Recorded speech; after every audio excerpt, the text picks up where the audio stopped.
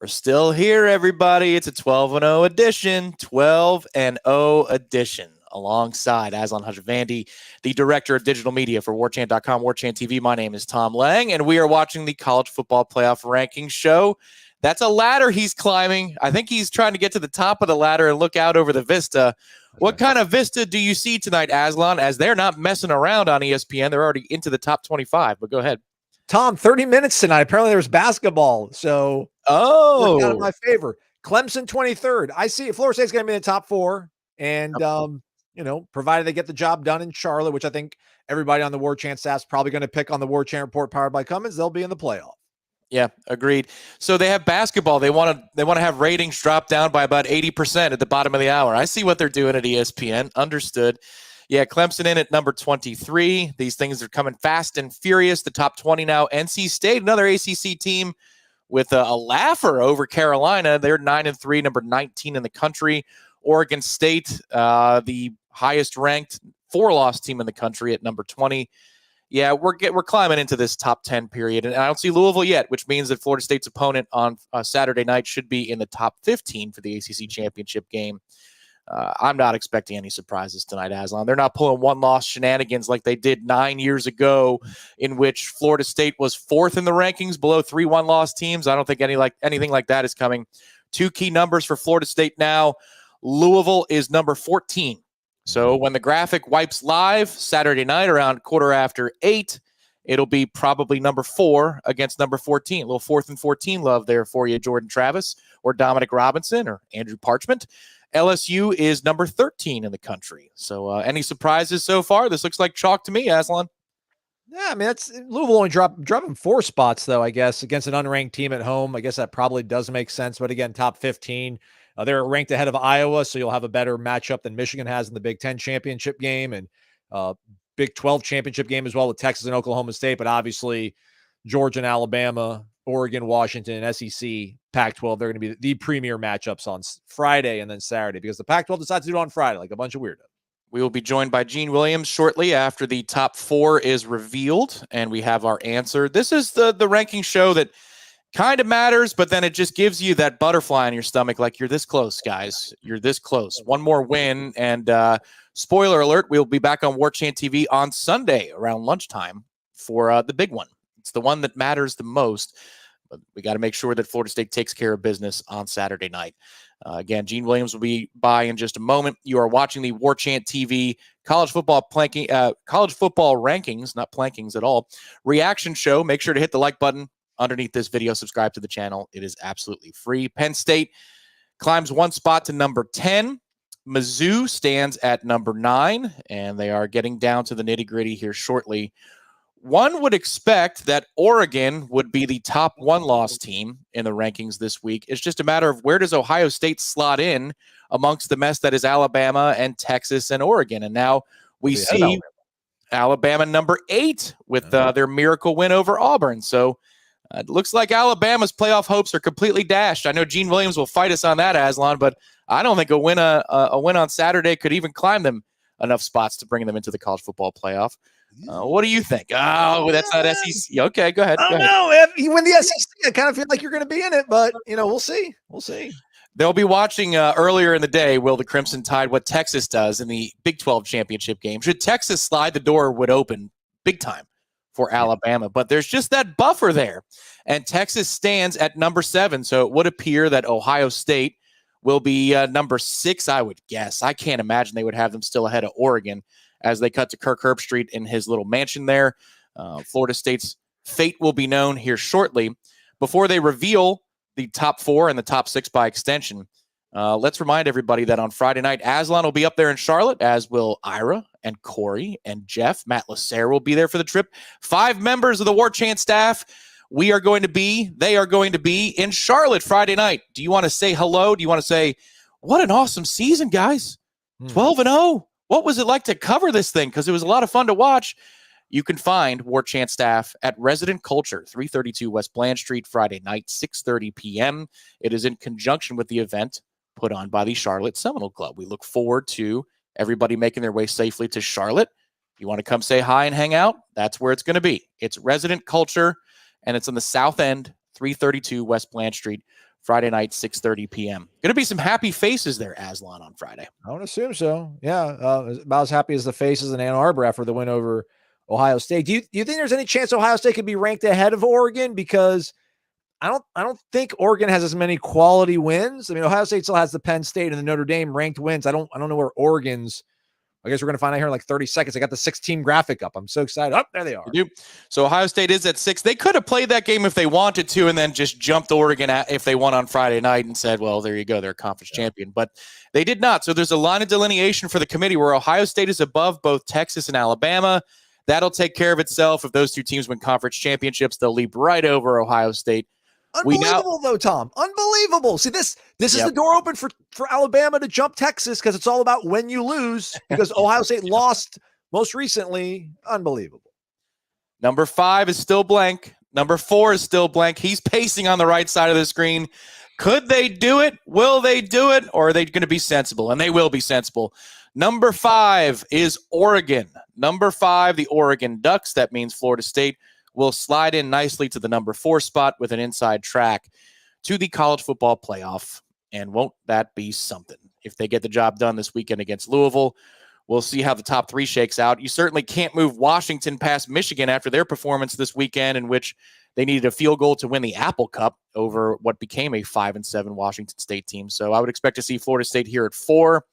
Personally, Aslan, I'd have Florida State at 3. That's just me. But it should be FSU 4, Washington 3, Michigan 2, and Georgia 1, with fireworks to come. It's been 9 years since we've covered this weekend with any extra intrigue. And were you at either the 2010, 12, 13, or 14 ACC championship games? No, never been in Charlotte for this one. Really? Okay. So what is it that you expect to see this weekend in terms of maybe a crowd split? Louisville they're having an exceptional year. Their head coach might very well win ACC Coach of the Year with what Jeff Brom was able to do. I would think it's going to be heavily Florida State out there in Charlotte this weekend, though, in terms of a 70-30 Noles, I'm thinking 70-30. Yeah. I don't think it's going to be 100% capacity, though, but in terms of the public body that'll be out there. But yeah, there we go. Noles 4, Washington 3. So there you go. If the season ended today, they love to do this in professional sports. If the season ended today, folks, Florida State would be playing Georgia in New Orleans. Ooh, that would be not ideal. With a second-string quarterback, find a way by hook or crook this weekend, Aslan, to get me to the Rose Bowl and play in Michigan. That's what we're rooting for. Oregon now. The path is clear. You can see it clear as day. Friday night, we're all Ducks fans. Take care of business on Saturday, and let's go play Michigan in the Rose Bowl on New Year's Day. I think that's what we want. Everybody except Corey, who does not want to hop into a vehicle, and it won't be a plane, to get from one side of the country to the other. He's not waffling on that, is he? Is he going to get on a plane for this? No, he's dug his heels in. He's driving. He's driving. He's going to use all the karma and all the pull he has in the world to get Florida State in the Sugar Bowl. So Kirk Herbstreit's on the screen now. I'm sure he's saying that Florida State should be number 9 in the country. That's okay. That's fine. They're number 4. The committee says number 4. And they moved quickly tonight and briskly because, as Aslan tells us, they've got basketball coming up. So we now welcome in here in just a moment. I see he's put the cans over the ears. Our own Gene Williams, founder and administrator of Warchant.com, is going to join us with instant reaction as Florida State is now back into the field. They've done what they needed to do, 12-0. I cannot see, and we'll bring him on in just a second, and I'll tee him up for this question. But Gene, there he is. Gene, I cannot foresee a way in which Florida State now drops out of the top 4 with a win this weekend. Can you? Come on.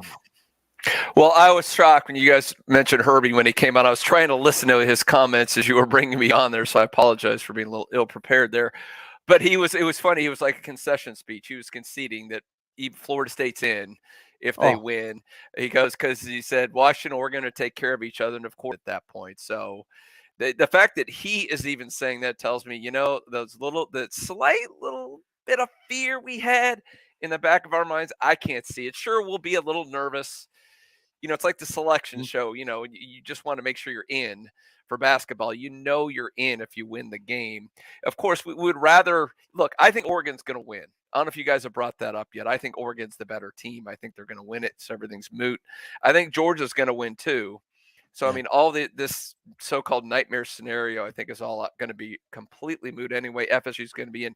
The thing is, take care of business. Win the ACC championship, good things will happen. what I'm curious, and I think we all agree sometimes there's a little bit of shenanigans involved in the committee and kind of how things are placed. I'm curious because the lowest seed or the highest seed, I want to say, gets the choice of venue. Mm-hmm. And at this point, I'm guessing Georgia will be number one. Yeah. So I assume then they would pick. If they beat Alabama, I can't see anybody jumping them. I mean, Michigan beating Iowa. I mean, No. come on. Yeah, it's not strong enough. Yeah, So it's correct. not. So they're going to pick the Sugar Bowl. Where are they going to put? And that means Michigan will obviously want to be in Michigan wants to be in the Rose Bowl anyway. But you would want that Pac-12 team to be out there with them. Right. Yes. So, I mean, that it sure looks like it's setting up for Florida State. Corey's going to get his wish, Florida State, Georgia, if they win in the Sugar Bowl. Yeah, well, it's almost, Gene, like Kirk didn't believe what he was saying a week ago when we were on here because there's a concession speech now. It's almost like it was more Hollywood than anything else. But Really? I would say, guys, and Aslan, your thoughts on this. But for me, a personal rooting guide for this weekend starts Friday night, and it starts with Oregon. Because if Oregon wins, Florida State gets off of the seed line with Georgia. I know that what Gene's talking about, where they might like to pair teams if they possibly could. Yeah. But I think by merit alone, having 0 in the loss column, Washington would lose and be moved out of it. I think Florida State being a number 3 seed gets them a matchup with Michigan. If you're trying to survive the semifinals, you've got to do so by avoiding Georgia. You don't want to play Georgia with Tate Rodemaker at quarterback. So for me, the personal rooting guide, it would be Oregon over Washington. Do you agree, or do you say, nonsense, bring me all that noise? Because if they can beat Georgia, then they can beat anybody. Might as well get them out of the way. Yeah, get them out of the way early, right? And just coast into the national championship game. No, I'm with you. Yeah, Oregon beats Washington in the Pac-12 championship game. Florida State moves to number 3. Oregon sneaks into number 4, and then that puts number 2 Michigan playing number 3 Florida State in Pasadena. And that is, I know you're not going to have nearly the amount of crowd support you would have if you were in New Orleans, but man, I'll take less support, less talented team over more fan support facing the more talented team in Georgia. So, and another interesting thing too about the, Gene's doomsday scenario that I talked about too, about Alabama maybe being able to jump in there if they beat Georgia as an SEC champion, and then Georgia staying in there as well. Ohio State dropped 4 spots losing to Michigan. So I think if Georgia were to lose, Georgia's going to drop enough spots to where they would, SEC champion is going to make it, and it's just going to be that singular team representing that conference, I would think, based on what Ohio State's dropped to now. Yeah, Gene, 2-part question. Number 1, would you agree that we're all rooting for Oregon on Friday night? And then secondly, let's say Alabama does score the upset Saturday evening. Let's just say they do. But Texas also wins the Big 12. Do you think that the committee could possibly, in that scenario, elevate Alabama past a Texas team that it lost to by multiple scores at home? Or would the SEC be left out of the college football playoff in 2023? What do you think? Do we live in a world where the SEC champion is going to be left out of the playoffs? I wish we did, and we probably should, because in that scenario, Tom, I think you're right. And we've had the discussion about LSU, how they've kind of discounted that game because it happened in September. I hate that. Those games need to matter, or why schedule? Just schedule a bunch of bums in September if they're irrelevant. That game happened. Alabama got schooled at home by Texas. That's the head-to-head Texas should be in. I don't think that there's any argument against that, except for the SEC bias. And, if you meet the mighty Georgia, a 2-time chance by default, if you beat them, if you beat the champion, you're in. We all realize that's probably what's going to happen, even though that should not happen.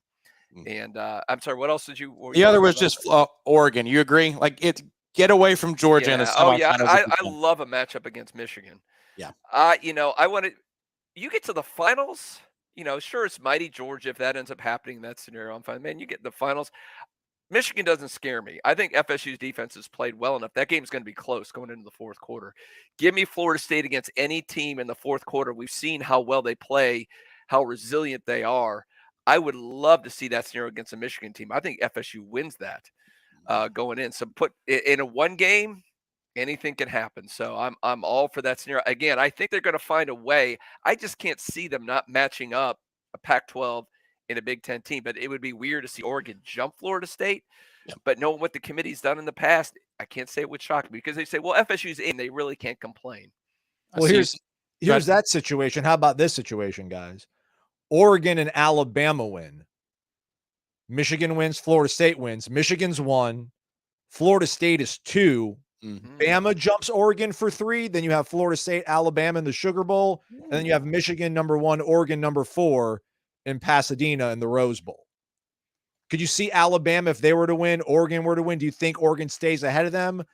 I think Alabama's win over Georgia would be maybe more impressive than Oregon beating Washington, and that would perhaps give Alabama a little bit of a nudge. And then that way, you're Florida State, you're in the Sugar Bowl, you're playing not Georgia, and then Gene gets the Pac-12 Big Ten sort of matchup that historically these folks like arranging. I think for that to happen, Texas would need to lose to Oklahoma State. Like, Texas is just this. I mean, they're a huge thorn in the paw. I agree. You can't discount that.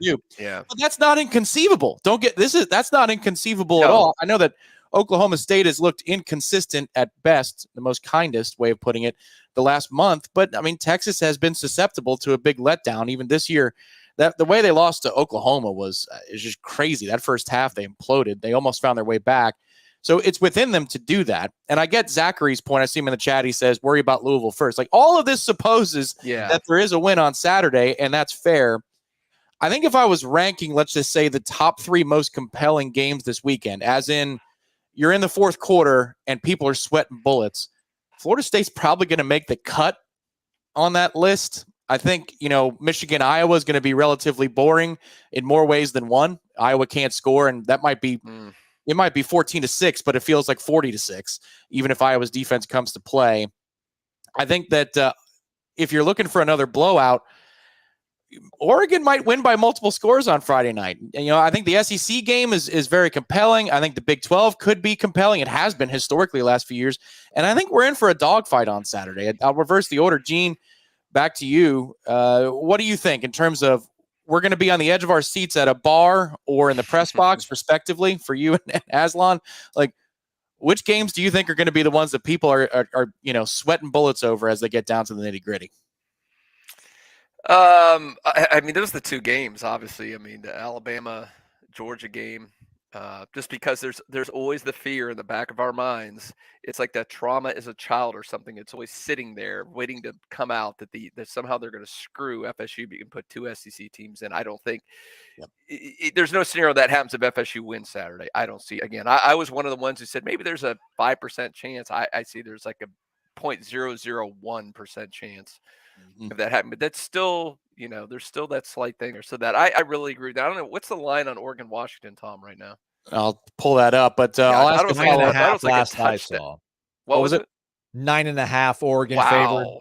Yeah. Wow. But here's the thing, and this is why I think if there's a one-loss team's going to jump Florida State, in my mind, Oregon is the only one that can do it. And the reason why is look at their resume. Look at who they beat, and they've blown out good ranked teams.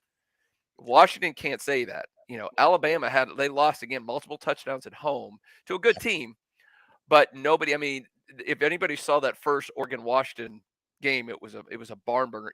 Either team could have won that, and that was obviously a quality loss. I hate to use that phrase, but it was. I've been really impressed with Oregon. If that scenario and they go out and win by a couple touchdowns, Tom, it would not shock me to see them jump FSU to number 3. But yeah, but I think they will wiggle. That's wiggle room for them, so they can try to get that Pac-12 Big Ten matchup in the Rose Bowl.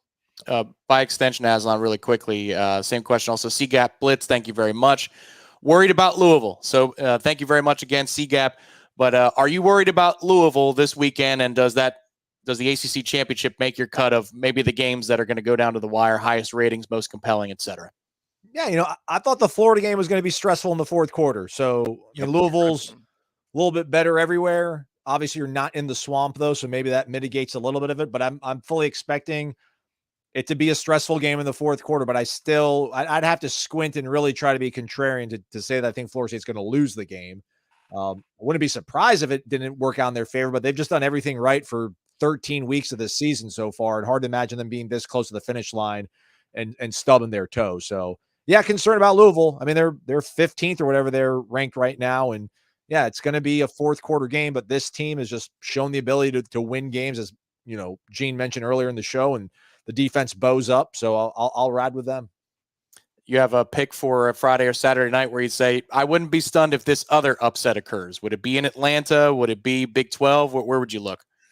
Man, I almost want to zag and get on the Washington wagon. You know, looking at Oregon's schedule, Oregon's only, I think they've only been Oregon State's the only team that Oregon has defeated that's still ranked.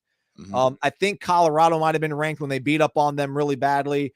Ryan Russillo, shout out to him, researched that 7 common opponents between Oregon and Washington.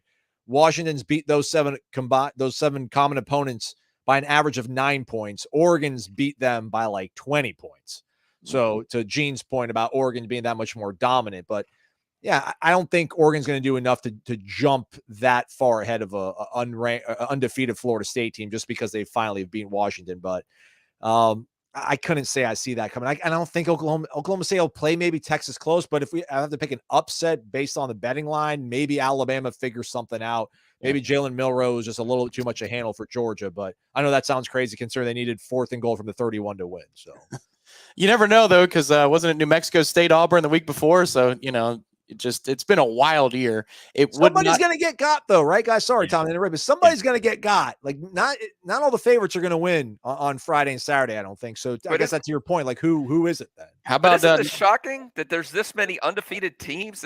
We're going into the playoffs. It's never happened before. We did the first one of these, and I go, "There's going to be an upset. This is all going to be moot." It's not.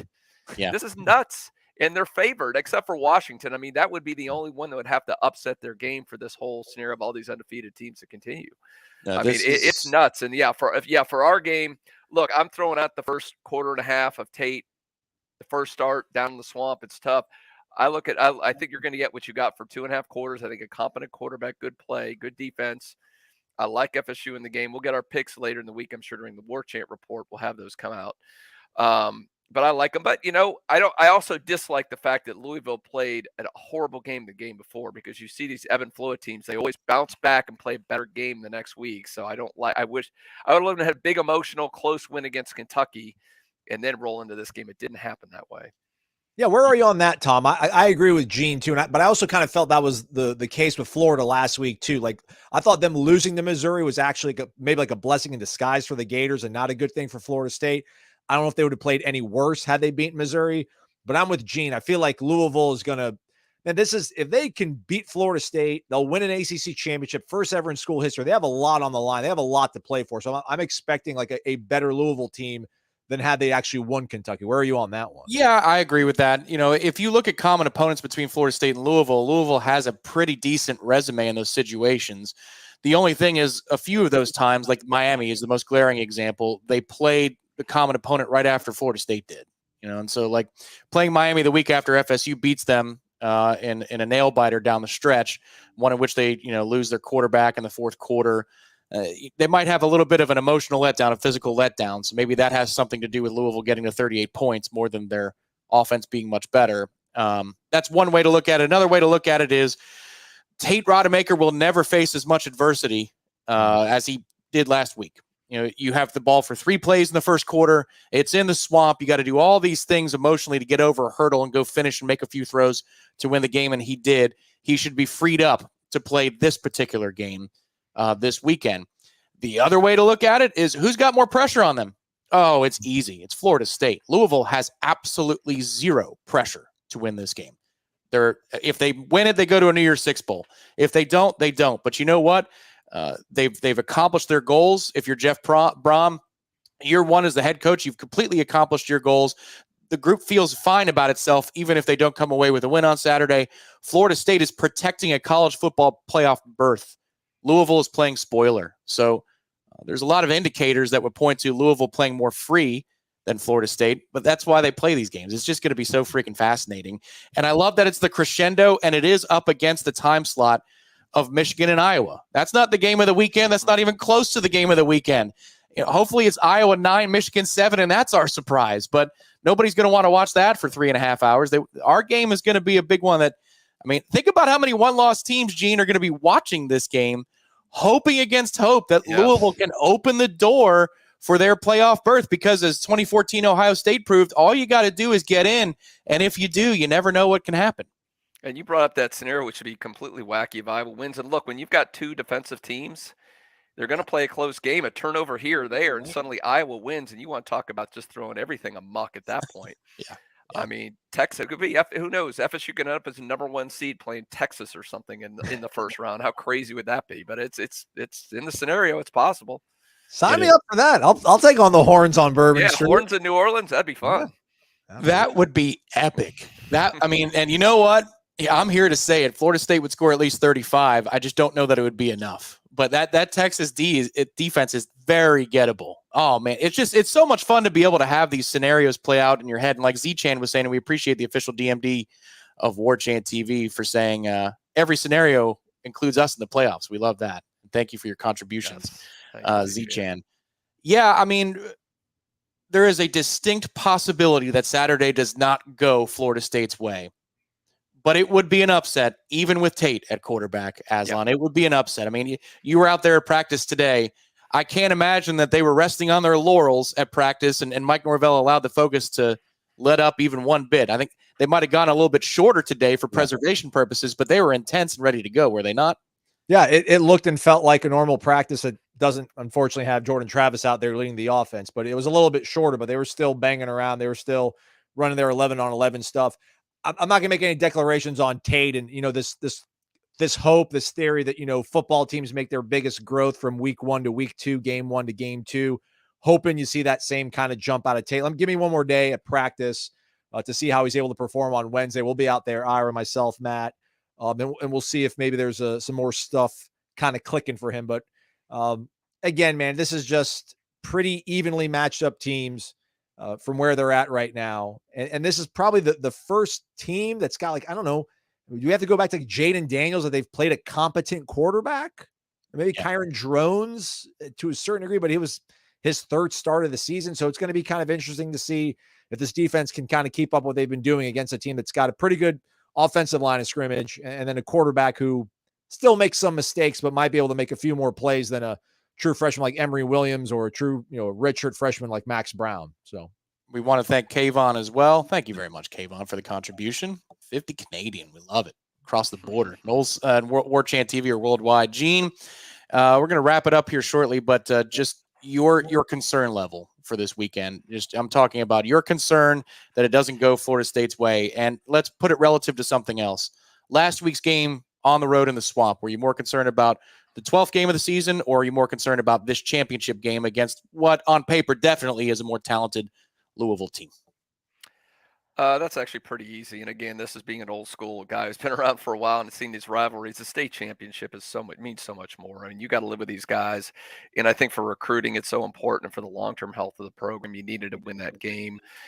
And you're nervous going, obviously, Tate making that start in the Swamp, and we've all been there. And I know you, Aslan, you guys talked about how you could tell until you're there, you really can't appreciate it. And I hate to give them credit for anything, but that is an incredible atmosphere when they're getting after it.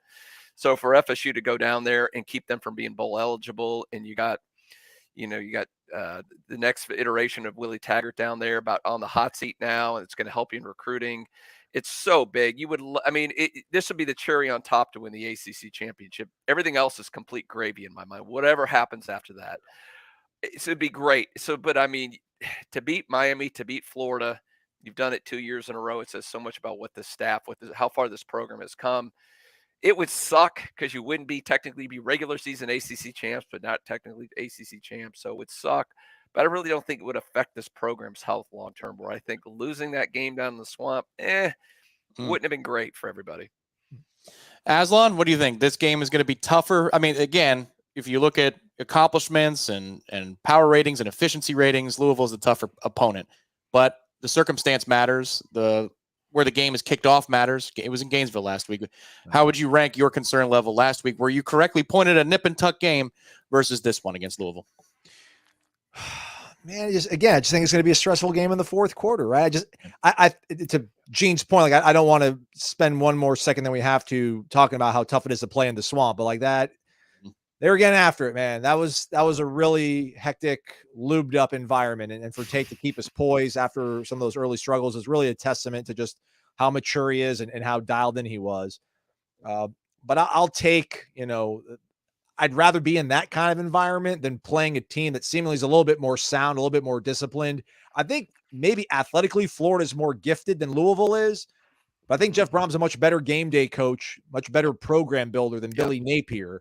I think he'll keep his guys kind of calm and confident. And that game was still in the balance when, Tate slides and two guys decide to go headhunting on a really bizarre kind of decision.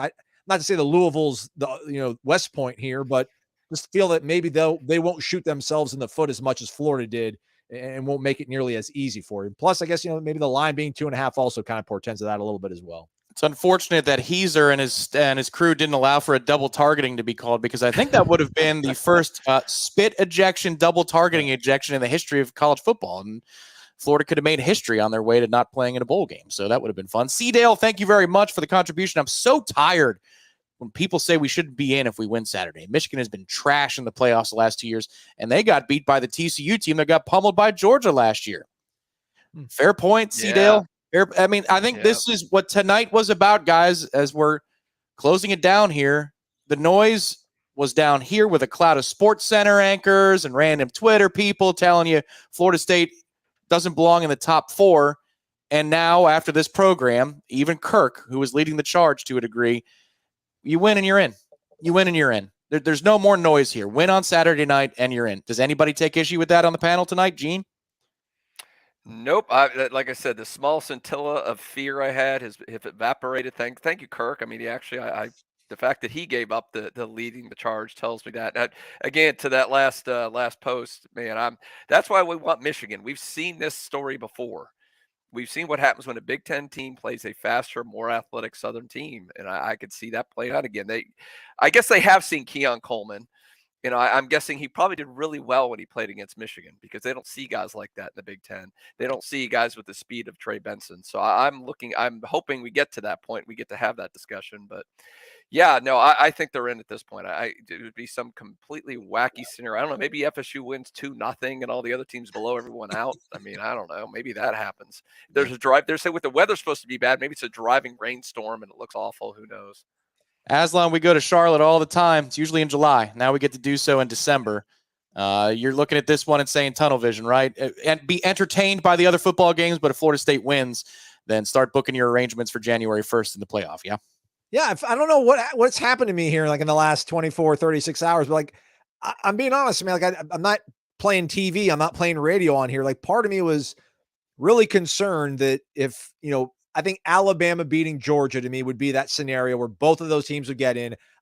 Listen, I don't care about the Alabama-Texas head-to-head. I know it was a real game. I know it happened. It was 2 months ago. It was eternity. I don't think the committee was going to give it nearly as much weight as, the AP and the coaches did 2 months ago when it first happened. So that was like my big fear. But just looking at how low Alabama still is on tonight's poll, hard to believe that both of them would be able to stay in the top 4. Not saying that Alabama wouldn't get in. I think the SEC champion gets in no matter what, but both those teams getting in, that would be my fear. That would keep an undefeated Florida State out. But the way it's all lined up in a range, I can't see the calculus that lets Florida State or leaves Florida State out after they're able to be victorious on Saturday night. So feels good, man. Feels real good. A lot of content from tonight's program. Most of it, in fact, I think will appear on the Wake Up Warchant feed tomorrow. Is that correct, Aslan? Okay. That's right. That is where you can find, if you just joined us for a portion of tonight's program, to the 1,100 plus who have been here. We appreciate you making your way over to Warchant TV. Might you want to happen over to warchant.com and become the elite of the elite members at warchant.com? It's a service called Warchant Gold. And these are the benefits: an ad-free experience all the way around on the website, 15% off of every purchase for the length of your membership at Garnet and Gold. 15% off. That's 5% over the standard warchant.com membership. Access to the Renegade Room. It's a forum that is so amazing that even our own Jeff Cameron posts in it. It's unbelievable, folks. I didn't know who that poster was. Yeah. Handle PopStargel79 or PopStargel, either one. I forget which one it is. Honoring his favorite baseball player.